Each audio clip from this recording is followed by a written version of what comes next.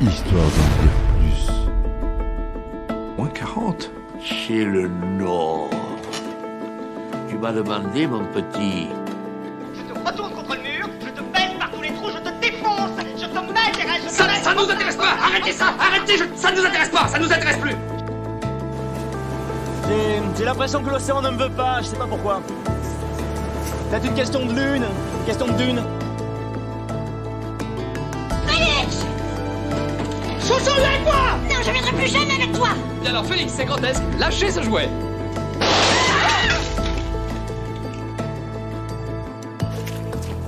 Ça va être tout noir. Ça va être tout noir. Ça va être tout noir. Enfin, le dernier mot.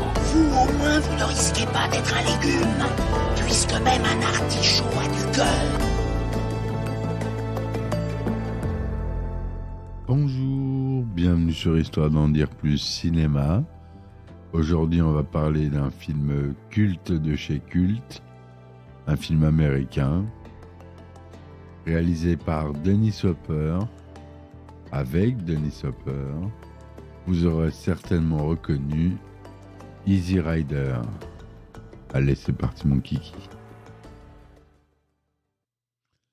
Alors, Easy Rider, c'est un film américain réalisé par Dennis Hopper et sorti en 1969. Road trip de deux motards épris de liberté à travers l'Amérique, le film est en 1998 sélectionné pour conservation dans le National Film Registry, vous avez l'habitude d'entendre maintenant, de la Bibliothèque du Congrès, pour son apport significatif au cinéma américain et à la culture des États-Unis.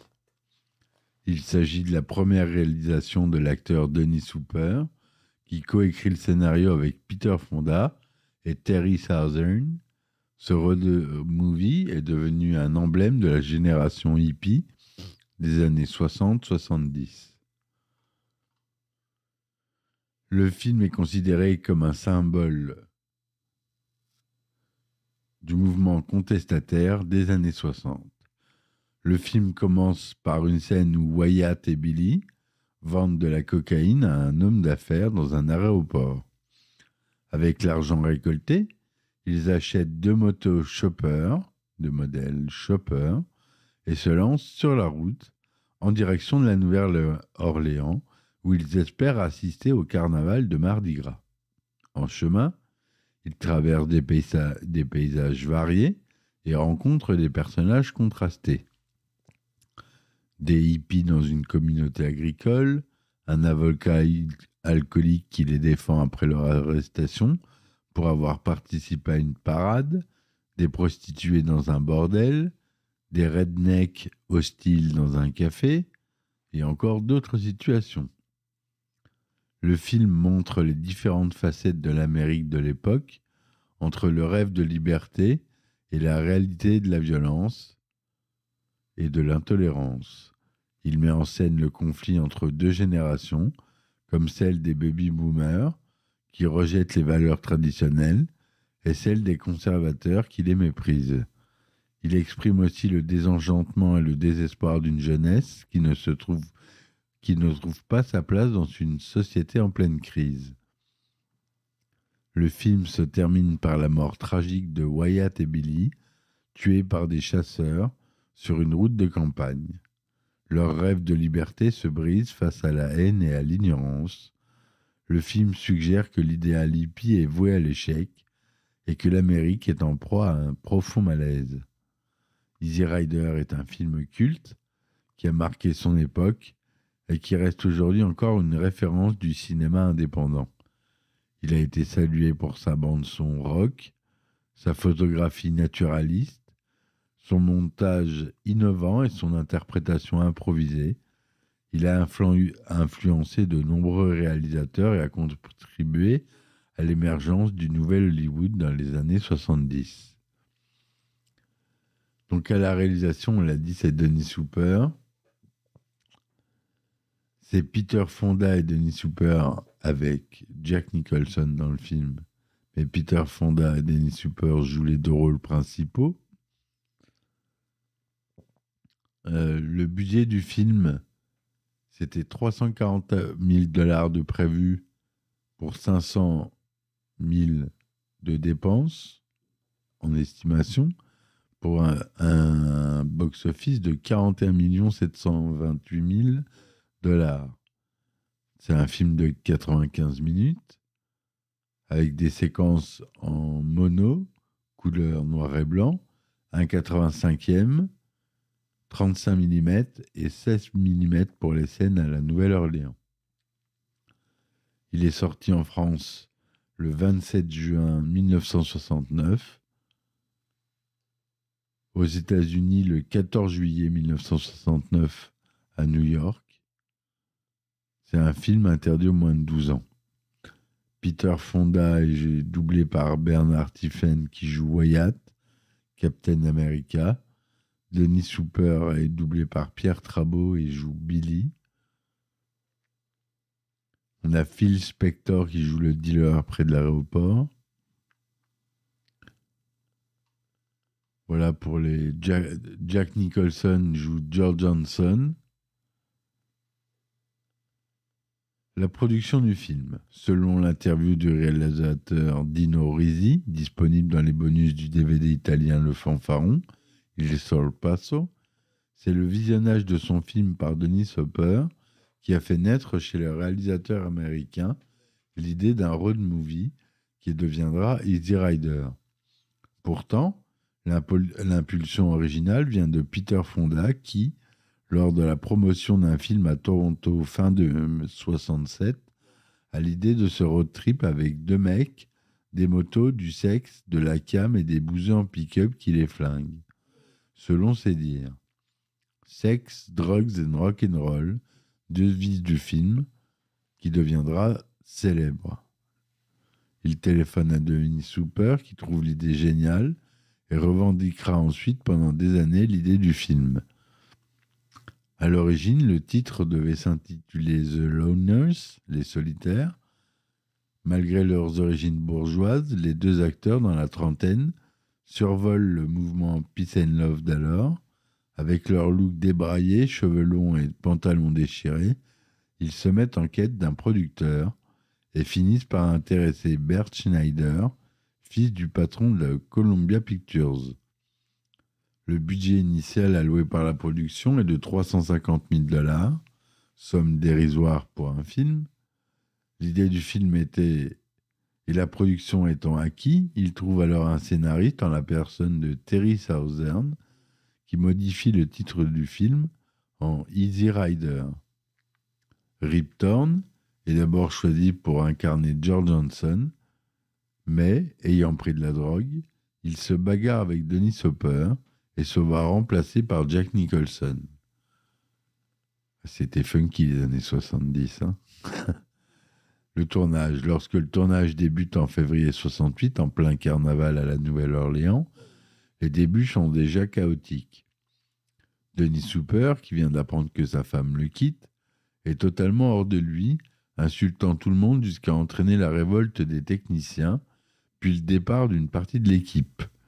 Le scénario n'est pas complet et Terry Southern n'est plus là. La suite du tournage se passe au Nouveau-Mexique, puis au Texas, ainsi que dans d'autres endroits du pays. Le travail reste toujours aussi brouillon. Seul Jack Nicholson connaît son texte. Les motos Harley-Davidson Panhead sont personnalisées en chopper par l'accessoiriste du film, qui en avait acheté 3 en mauvais état pour les transformer de façon méconnaissable. Une des motos sera détruite pour la scène finale, les 2 autres volées et démontées pour les pièces. À la fin du tournage, Dennis Hopper pense avoir entre les mains un chef-d'œuvre. C'est Peter Fonda qui supervise pendant 2 mois le montage avec Don Coburn, alors jeune monteur débutant. Ils en sortent un film de 4h30, logiquement refusé par le producteur. Le film est alors une nouvelle fois découpé pour arriver finalement à 94 minutes. Le groupe Crosby, Stills, Nash & Young est appelé pour la bande-son. mais le quatuor est viré par Dennis Hooper.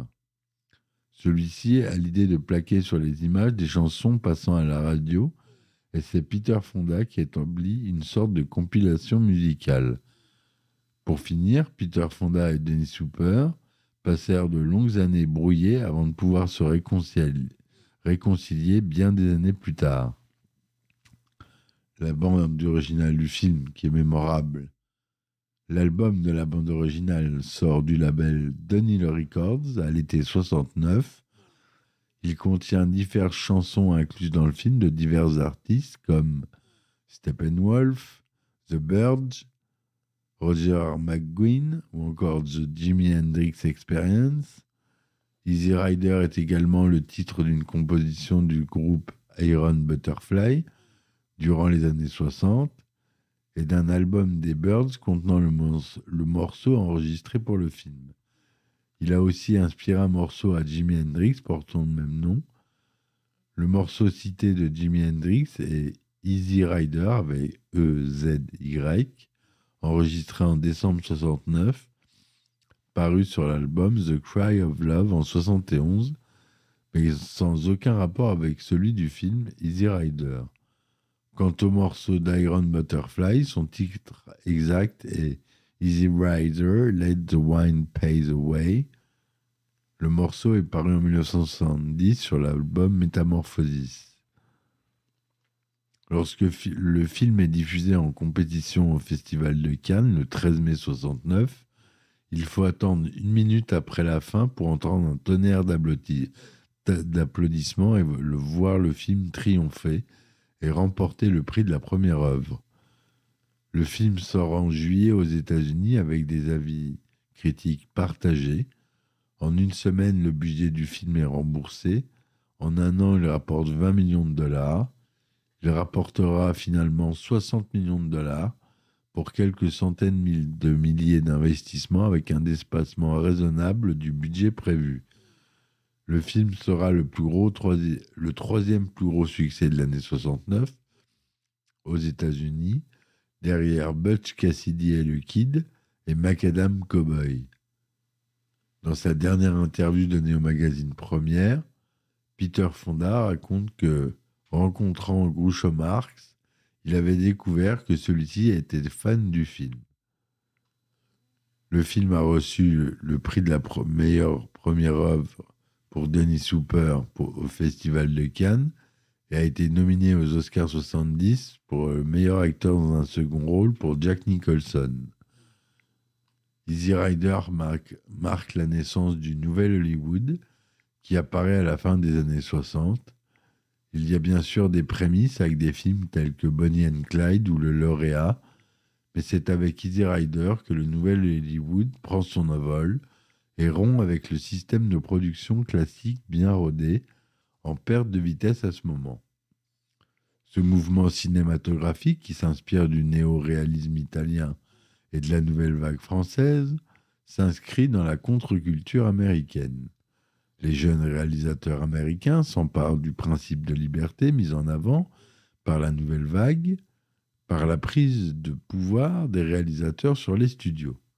Cette construction du récit et cette esthétique de l'image nouvelle vont influencer en retour le cinéma européen. Pardon pour le bruit. Le cinéma du nouvel Hollywood devient le cinéma des réalisateurs et non plus des producteurs, un cinéma qui renoue avec le 7e art et refuse le système de production de divertissement. Mais cette tendance émane également du succès financier du film. Ce succès est immédiat dès sa sortie et pour moins d'1 demi-million de dollars dépensés, le film rapporte 40 fois la somme en 1 an. Tous les producteurs hollywoodiens souhaitent un film avec la contre-culture, la drogue ou la liberté, puisque le concept rapporte. L'influence dans la mode des années 60 des 2 tenues de motard de Peter Fonda et Dennis Hooper est considérable aux États-Unis et en Europe. Le blouson avec le drapeau américain dans le dos de Fonda ou la veste à franges de Hooper sont ces années-là maintes fois repris. Et c'est devenu un classique maintenant des motards. On peut le voir, c'est l'image même qu'on a du motard. En 2008, Hopper déclare à propos de son film « La prophétie d'Easy Rider était d'avoir tout mis notre argent dans le réservoir d'essence marqué du drapeau américain qui a fini par exploser au bord de la route. Nous ne pensions pas alors qu'il y aurait des problèmes d'essence. » Voilà ce que je voulais vous dire sur ce film, qui est incroyable, qui dépeint une Amérique profonde, une Amérique actuelle, qui fait écho à l'actualité. C'est pour ça que je vous conseille de le revoir si vous ne l'avez pas vu depuis longtemps, et si vous ne l'avez jamais vu, je vous conseille vivement de le voir. Ça reste un grand film culte. Bref, Easy Rider, c'est du bon boulot de Monsieur Hopper. Voilà mes amis, je vous remercie de m'avoir écouté. Je vous souhaite une bonne soirée. N'hésitez pas à me supporter sur mes différentes plateformes telles que Ulule, Patreon, Tipeee. Ça m'aide à payer les serveurs pour le podcast et ça m'aide à vous proposer un contenu meilleur à chaque fois, je l'espère. Voilà, merci encore. Ciao, ciao. Histoire d'en dire plus. Moins 40. C'est le Nord. Tu m'as demandé, mon petit. Je te retourne contre le mur, je te baisse par tous les trous, je te défonce, je te mets et je te Ça nous intéresse pas. Arrêtez ça. Arrêtez. Ça nous intéresse pas. Ça nous intéresse plus. J'ai l'impression que l'océan ne me veut pas, je sais pas pourquoi. Peut-être une question de lune, une question de dune. Félix! Chouchou, viens avec moi. Non, je viendrai plus jamais avec toi! Bien alors, Félix, c'est grotesque. Lâchez ce jouet.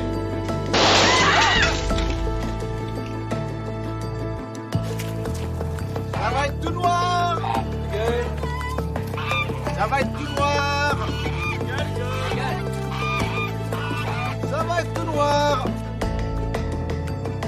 Enfin, le dernier mot. Vous, au moins, vous ne risquez pas d'être un légume, puisque même un artichaut a du cœur.